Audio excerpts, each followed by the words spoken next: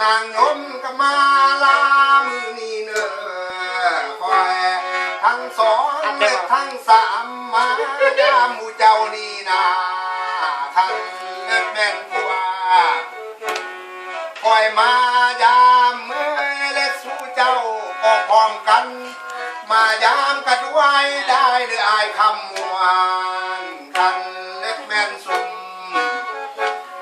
หมูคอยเล็กทั้งสามมายามทั้งเอ้ยกว่าเมียเอ้ยกระสู้เจ้าอายคำมวนพร้อมกับลูก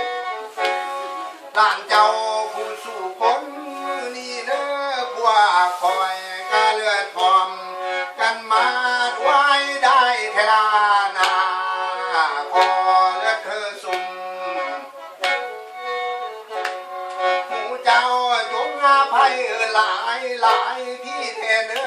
มันหักผิดข้าศอกขอสุ่มหมู่เจ้าอย่าถือซาขน้อยเด้อเล็กมันเจ็เป็นหมอรับได้ดีนะข้าแขนเลือดข้าว่าผู้หมู่สุ่มเป็นบอกเขาทำไงหมู่เจ้าเลือดยาสู้ได้ถือถ้อยมันหาผิดบาดเล็กบาดน้อยอย่าสู้ถือ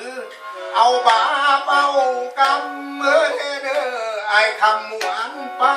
ยมมาลายไปเรื่องแล้ว น้องใครนะวะ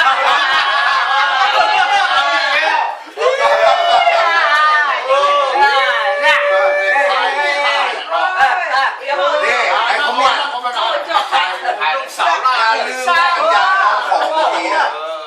เดี๋ยวไปพูดพร้อมเลย